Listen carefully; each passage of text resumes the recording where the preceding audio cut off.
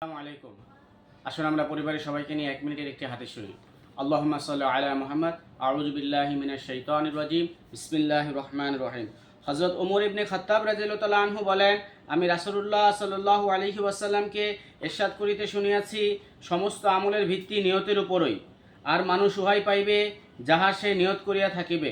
অতএব যে ব্যক্তি আল্লাহ তাআলা ও তাহার রাসূলের জন্য হিজরত করিল, অর্থাৎ আল্লাহ তাআলা ও তাহার রাসূলের সন্তুষ্টি ছাড়া তাহার হিজরতের অন্য কোনো কারণ ছিল না, তবে তাহার হিজরত আল্লাহ তাআলা ও তাহার রাসূলের জন্যই হইবে, অর্থাৎ এই হিজরতের জন্য সে সওয়াব পাইবে।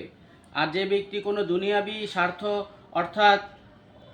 স্বার্থ অথবা কোনো নারীকে বিবাহ করার জন্য হিজরত করিল, তাহার হিজরত আল্লাহ তাআলা ও তাহার রাসূলের জন্য হইবে না, বরং অন্য যে উদ্দেশ্য নিয়তের জন্য হিজরত করিয়াছে, আল্লাহ তাআলার নিকটেও তাহার হিজরত ও উদ্দেশ্যের জন্য সাব্যস্ত হইবে। বুখারী শরীফ থেকে বর্ণিত হাদিসটি। আল্লাহ তাআলা আমাদেরকে সহি নিয়ত করার তৌফিক দান করেন, একসাথে সাথে আমল করার তৌফিক দান করেন।